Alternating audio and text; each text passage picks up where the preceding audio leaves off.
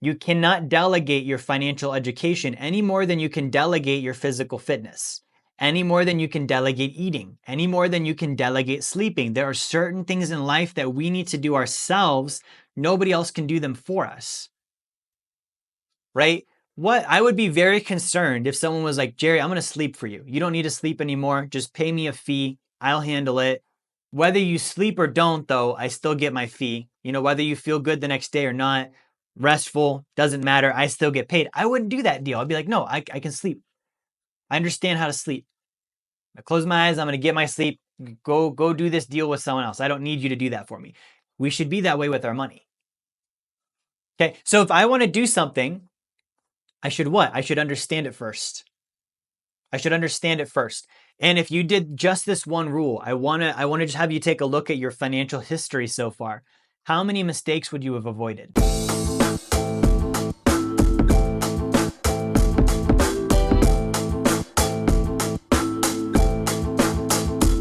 All right, welcome to another Finance Friday. Just a quick introduction, I'm Jerry Fetta. I am the CEO and newly the CEO of a company called Philanthro Investors. If you guys didn't hear the announcement, my company this week, Wealth Dynamics, we finalized a merger with Philanthro Investors. So I've taken over as CEO. I'm now a co-owner of Philanthro Investors. And guys, the mission, very similar. The game, very similar. We're still doing Finance Friday every week. Then I want to just give a quick introduction to that. So I've been doing Finance Friday for, going on, I think 5 years now, right? Friday nights, we switched to Saturday for a little while, moved it back to Friday. But the purpose of this is to spread simple, true, and applicable financial education, right? Education, like think about financial training, okay? What if no one trained you how to breathe?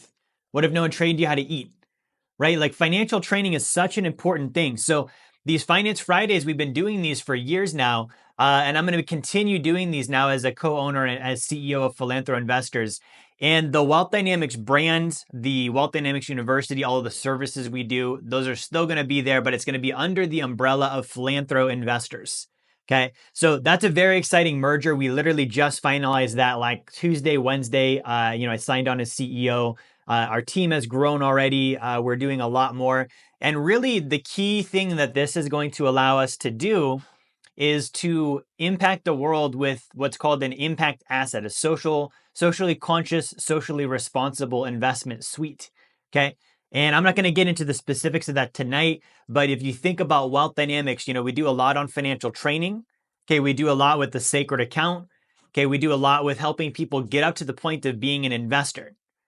Okay. Now, to be honest with you, like one of the things I've seen, it's a trend, is when people get to the investor part of the game, they really kind of get lost because there's so many different things you can do. Like they see one guy that's telling you, hey, do multifamily real estate. They see another guy that's saying, do single family rentals. You see another guy that's saying, invest in my fund.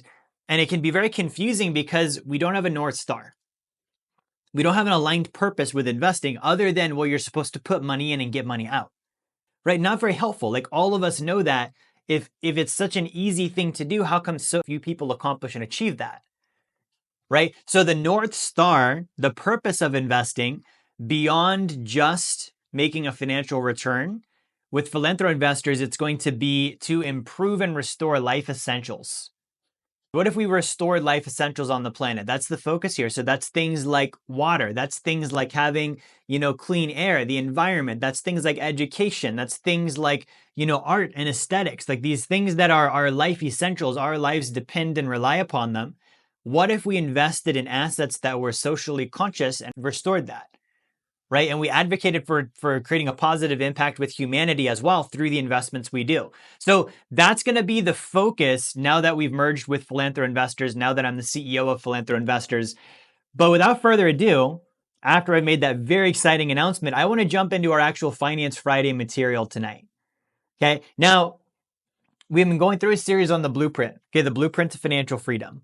Hey, what's up? Jerry here. I just wanted to give you another reminder. Grab my book, Blueprint to Financial Freedom. It's going to be one of the best books you have ever read on finance. I can promise you that. You're going to love it. It's also a free offer. So if you go to jerryfetta.com/B2F promo, you can get that now.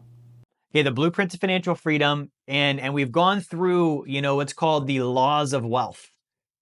And I'm going to continue with the laws of wealth. I want to dive into another law of wealth this evening that's such an important law of wealth. I think it's one of the most important. And again, just to review on the concept, right? Let me whiteboard this out again because I don't think we can go over this enough. You've got all of the things you could know about finances.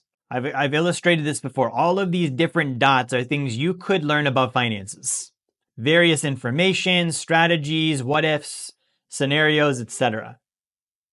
Okay, someone that's very analytical, they literally could get lost in this. I had a call with a guy today, and he has been lost in it. 10 years he's been studying and not doing with the information because there's so much out there. He's like, there's so many people that give advice, that do content, that have courses and books, and he's like, it's overwhelming, right? Because there's so much of this information. So I want you to think of this information as the bottom of the pyramid. Here we have data and we have conclusions. However, at the very top, you have natural law, right? And if you know natural law, you can more easily figure out and think with what would be the data and conclusions. You don't need to study each and every possible scenario to figure it out. Like we've used the example of gravity. If you know gravity, you're like, well, what happens if you fall off a building? Well, I understand the law of gravity. You're going to hit the ground. What happens if I drop this cup? Because I understand the natural law of gravity, I know the cup's going to probably break, right? So we don't need to think about, well, let's study the scenario and let's jump off the building and find what happens. Let's drop the cup and explore what goes on. People tend to do that though with finances. Okay, give me a like, give me a comment, give me a heart if you've done that before, where you're like, I don't really know, therefore I have to learn by experience. I've got to do the thing, figure the thing out, understand if it was good, and then if it was good, if not, I'm going to set it aside and I'm going to go try the next thing. So imagine knowing the laws, right? What are the laws of wealth? And if you know the laws, you can think through it more easily. You don't need to get into each and every single trial and error scenario. That is one of the reasons people never build wealth. They spend so much time experimenting with trial and error, and they don't realize there's natural laws. Okay, we have this thing in society where we look at this and we're like, well, why do the rich get richer? Why does a generation of wealthy families, continue to be wealthy, generation to generation? Because they teach the natural law to each generation. They have a blueprint. They have a playbook they're following, and they plug into the playbook, and all they have to do is learn the natural law, apply it, use the playbook, and they win. And finances really can be that simple. Okay, so what is the natural law we're going to cover today? I'm going to put this on the whiteboard. There's two of them. I'm going to try and dive into both of them. So if I don't get through both of them, we'll cover the next one next week, right? But the first one here, super, super simple. Understand it before you do it. Boom. Understand it before you do it. Again, natural law, like common sense, like the gravity thing. You don't need to be like a scientist to figure out if I fall off a roof, it's going to hurt. It's common sense. However, and here's the thing with these natural laws, guys. Sometimes we confuse complexity for intelligence, right? The more complex and interesting something sounds, and it's like, wow, that's a lot of moving parts, and it's really hard to wrap my mind around. That must mean it's smart. That must mean it's a good idea. I'm going to give you a scenario. I'm going to give you an example. Let's say you observe that I don't know how gravity works, right? And I'm literally like falling off of stuff all the time, falling off the chair, falling off the table. You take me out to like Chick-fil-A and you're like, I don't even want to go out with this guy anymore at Chick-fil-A because every time we go, he falls off the booth. He doesn't understand. He's got to hold himself up, right? There's this thing called gravity. He falls on the floor. Everyone always thinks he's having a seizure. It's embarrassing. I don't want to go to Chick-fil-A with Jerry anymore. You would think I was a fool, wouldn't you? Why? Because I don't understand natural law. Now, sometimes when we teach natural law, it's so simple that we overlook it. We're like, oh, well, everyone knows that. That's simple. That's basic. That's not complex. There's not a lot of moving parts. Therefore, it must not mean it's that important. Okay, try not knowing about gravity. Try not knowing you're supposed to breathe.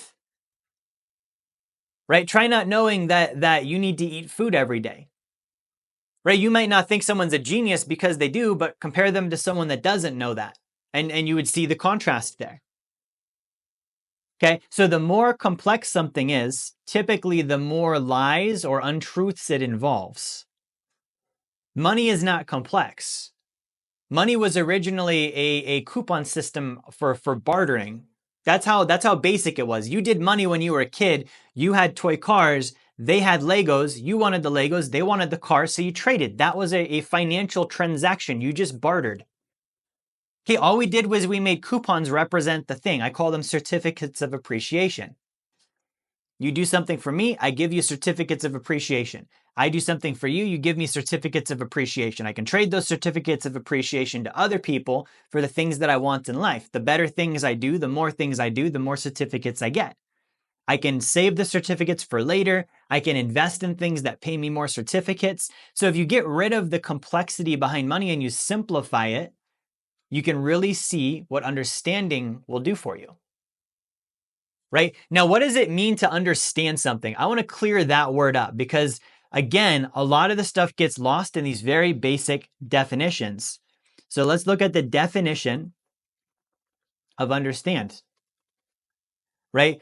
To perceive the intended meaning of, to interpret or view something in a particular way, to be aware of the character or true nature of something, comes from Old English, understand, right? So to perceive the intended meaning of, right? So think about with money, to perceive, to know the intended meaning of money. What did I just go over? The meaning of money. What does money mean? Money means there was bartering that happened underneath of it, represented by this paper. That's the meaning of money. It's a representation of barter, of trade, exchanging valuable things or services. That's all money is. We've gone over this on our course, I think a week or two ago, about earning income. It's like, okay, well, just do more exchange, do more valuable exchange with more people, and you'll end up with more money. Okay. To interpret or view something in a particular way, right? So that's more of like understanding, like in a viewpoint or a perception. Okay. There's a great phrase with this. When you change the way you look at things, the things you look at change. I'm going to repeat that. When you change the way you look at things, the things you look at change. So when you change the way you look at money, the way you look at money changes. The things you can do with money changes. The outcomes that you can create with money changes. Okay, let's give an example of that, right? So before I knew all of this stuff I know, right? I thought that money was a problematic thing. Why? Because my parents got divorced because of money. When I was 8 years old, we lost our house, we lost our car, my mom and dad got divorced, I was homeless, all because of money problems. And I knew it was money problems. My parents would fight and argue, and I knew it was about finances. Okay, fast forward to, I was my early 20s, my mom passed away from stage 4 cancer, and there was money linked up in that. We did all the retirement accounts and we did the investments. I was her financial advisor and we built up the perfect plan, and then she passed away and didn't get to use it. So I looked at money as a source of trouble. Okay, that was my perception based on this definition of understanding.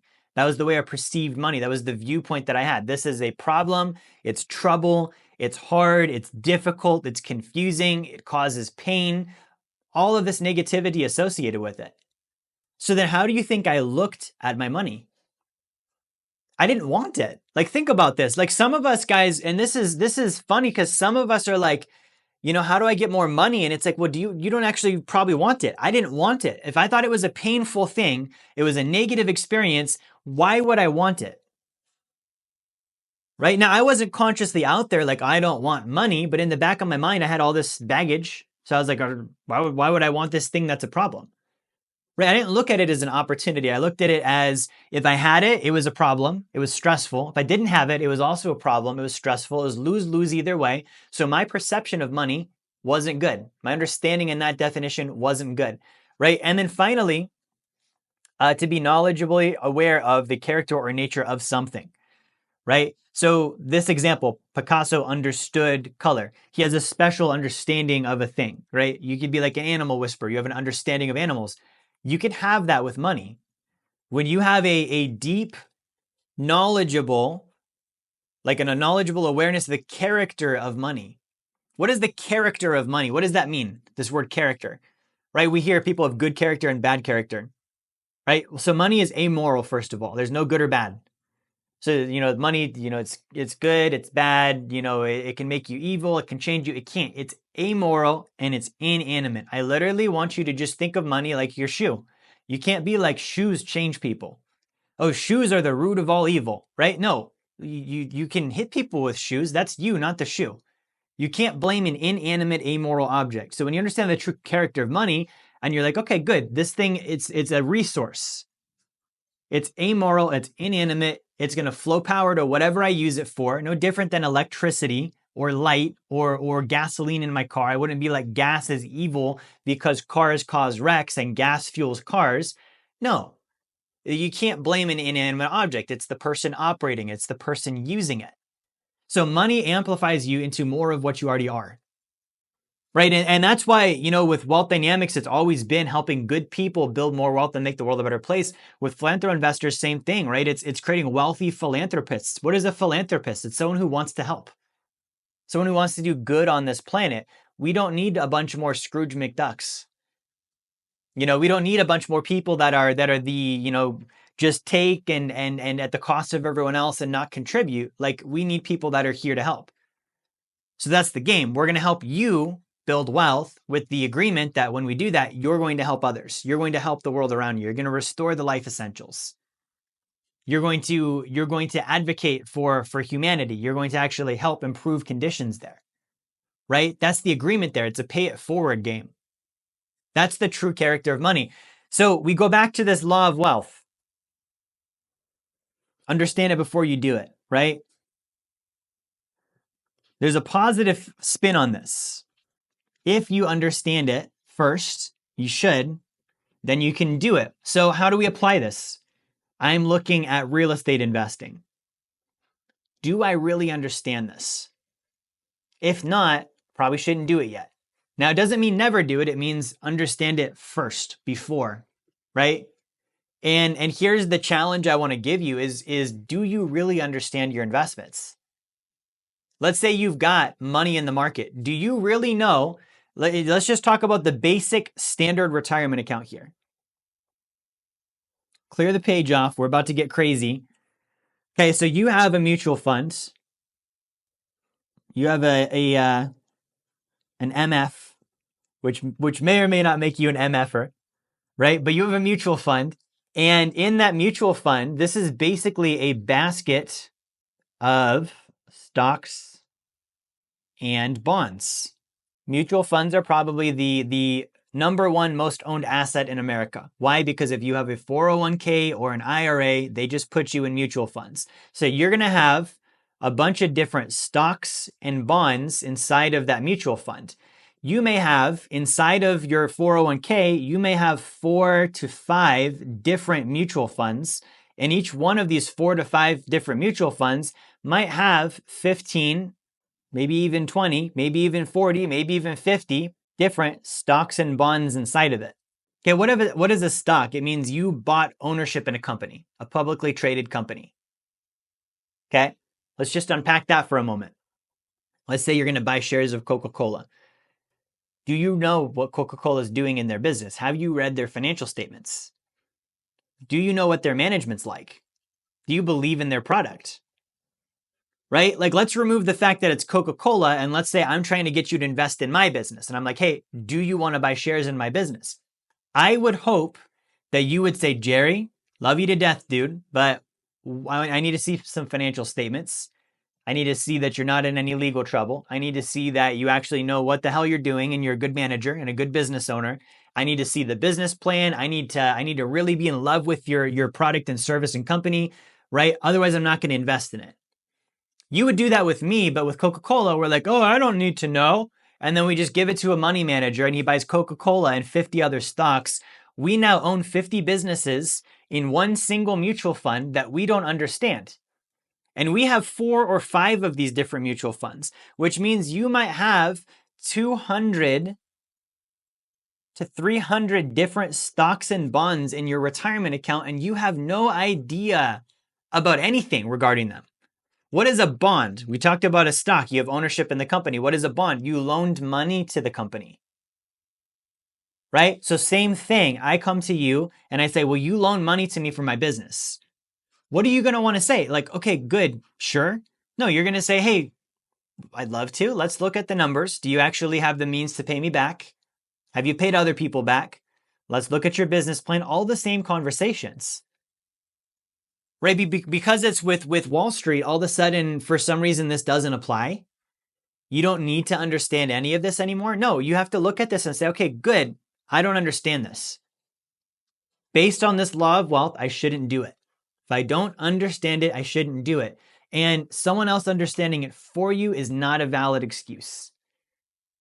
You cannot delegate your financial education any more than you can delegate your physical fitness, any more than you can delegate eating, any more than you can delegate sleeping. There are certain things in life that we need to do ourselves.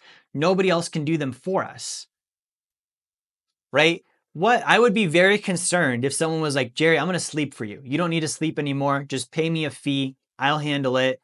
Whether you sleep or don't, though, I still get my fee. You know, whether you feel good the next day or not, restful, doesn't matter. I still get paid. I wouldn't do that deal. I'd be like, no, I can sleep. I understand how to sleep. I close my eyes. I'm going to get my sleep.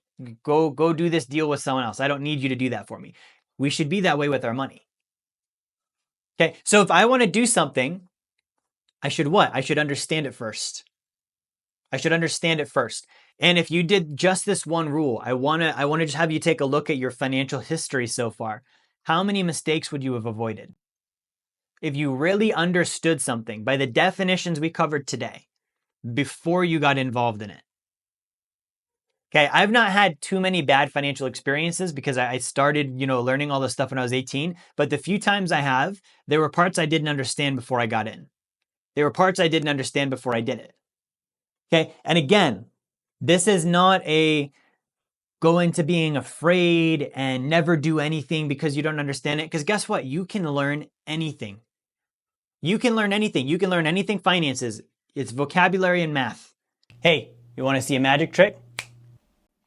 Get a copy of my book, Blueprint to Financial Freedom. I know it's in front of my chest and my face because I want you focusing on the book and not me for a moment before you go back to focusing on me and the content. Vocabulary and math combined with the willingness to learn, meaning you don't think you know it all and you actually believe in yourself. If I don't act like a know-it-all and I believe in myself and I'm like, yeah, I can learn this, and I take the time to understand the words being used and I take the time to understand the math calculator in the dictionary, right? You can learn anything about finances. So understand it before you do it is not a barrier because you can just go learn. And that's the beauty of studying finances. Okay, here's the flip side. Most people don't study about finances, right? Financial illiteracy plagues our nation. It's one of the most important topics that nobody is addressing. Neither presidential candidate's talking about it. The banks don't want you to know about finances. Wall Street doesn't want you to know about finances. The stuff that I'm teaching, and I'm not the only one out there teaching this stuff, it's like you're in a weird group, almost like a sect or something, learning about this. Your friends and family are like, why are you watching this on a Friday? What is this blueprint book? What is that sacred account thing? It's completely foreign to them. Okay, you're like, it's part of the 5%. The Social Security Administration did a survey. Only 5% of Americans will be financially secure at age 65. If you're doing this stuff, you're part of the 5%. 95% of the population won't do it, isn't interested, doesn't care. Nothing you say is going to change that. Your goal is to do it yourself and to activate the other 5%ers that haven't been activated yet. Because it doesn't take 100%. It takes 5% of a population doing something to start nonviolent change in a nonviolent movement. So you're part of that 5%. Okay, so here's the thing. Understand it before you do it. You can flip that and you can also say you only do the things you understand. So not only is it like if you're doing things you don't understand, it's bad, but your lack of understanding becomes a limitation on your awareness level of what opportunities are out there. And I'm going to use one example because if you watch any of my content, at some point you did not know about the sacred account. True? At some point you did not know that you could self-direct your IRA. Right? Imagine what else you don't know. Go ahead and imagine it. There's things I still learn. Right? I'm starting, now that I'm running Philanthro Investors, I'm starting to learn about private equity, angel investing, venture capitalism, right? These higher echelons of investing, and I'm learning stuff I didn't know, right? And if I didn't have the idea that I could know, that I can understand it, that I'm not a know-it-all, and I'm willing to look up the words and I'm willing to look at the math and see all of this stuff, right? That opens the door to my knowledge, which opens my awareness of more opportunities that I can be involved in. Your financial success is directly linked to your awareness level. And your awareness level is directly linked to your knowledge, and your knowledge is linked to one thing and only one thing: your desire to improve. That's it.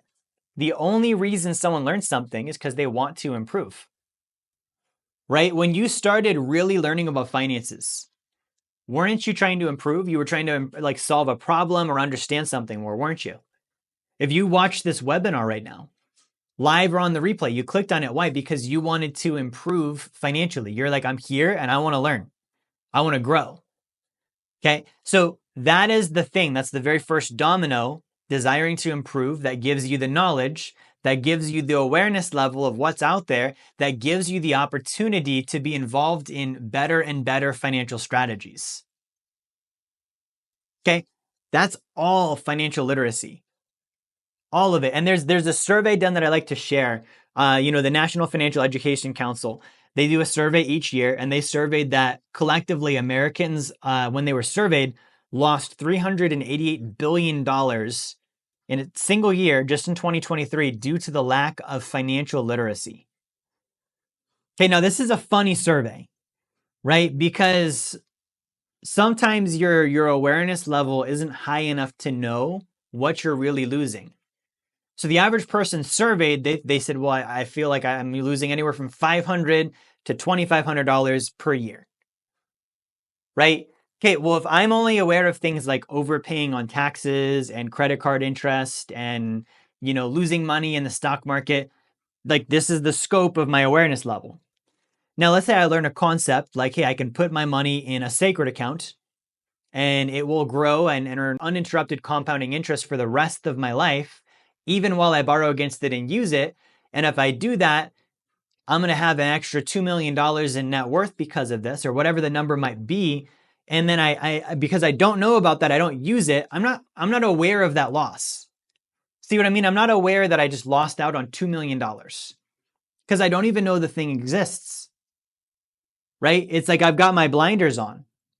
Okay, so that's very important. And I wanted to cover that tonight, and we're not even gonna get into the other law of wealth because I went on such a tangent there just on that one, right? But I really hope that point drove home with you.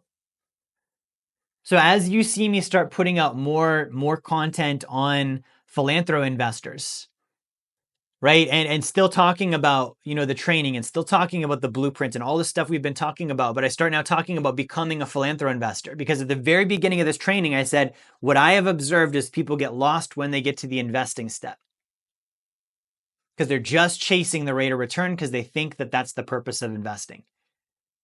Okay, if you change your purpose of investing because you've changed your awareness, because you know something different, because you desire to improve and be better, okay, you can start to see that the purpose of investing is not only to make money. And I'm going to give you one final example before we wrap up tonight, okay? Andrew Carnegie, okay, I consider him one of my founding fathers of my wealth journey. Okay, old, dead, wealthy, successful guy, America's first billionaire. Okay, if you read his book, Gospel of Wealth, he literally tells you to die wealthy is a disgrace. His firm belief was that surplus wealth was to be used and administered for the benefit of mankind. That if we did that, communism goes away, socialism goes away, socioeconomic battles and fighting go away. Like, so many problems get solved because the people who have the ability to make large amount of money have it in their mind as their ethical duty to go help others with it. Not everyone's going to be a billionaire. Not everyone's going to be the richest man in America. Not everyone's going to be in the top 1%. And not everyone needs to be, right? Most people, if you have $2 to $3 million invested and you're earning 12% on that money, that's $20,000 to $30,000 a month. You're going to live just fine. You don't need to be in the top 1%. You can be in the top 5, right? And that's fine, or the top 10, and that's fine. But And even at that level, if you've got surplus wealth and you decide, okay, based on my desire to improve, I want to be better than just every other person that has $4 or $5 million invested, or 10 million, or a million, or a billion, or whatever the number is. I want to improve. I want to be better. Okay, so then I need to step above and beyond just making money. I need to step above and beyond just having passive income so that I can not have to work anymore. Okay, because guys, I've gotten there. I've achieved that. And what I can tell you is life gets boring fast if you don't have anything to do. That's why I'm still a CEO. I'm still running a company. I'm still an owner in a company. I'm still actively doing stuff. Why? Because you need to stay active. You need something to do. And if you're going to do something, tell me if I'm right or wrong, but wouldn't you want it to be something helpful? Wouldn't you want it to be something you believe in that's going to benefit other people? And wouldn't you want to support those kind of things with your investments? So if the wealthiest man in United States history, if the first billionaire in United States history is saying, hey, building wealth is not about, how much you can own and all of the money that you can have and the jets and this and that. And he's not saying don't have those things. Obviously enjoy what you've created, but he's saying it should be administered to help others. It should be administered to benefit society, right? To support and improve conditions for humanity. And he's saying that, right? We need to dive into that kind of knowledge. Okay, and there's two sides to this. There's the building of wealth, side number one.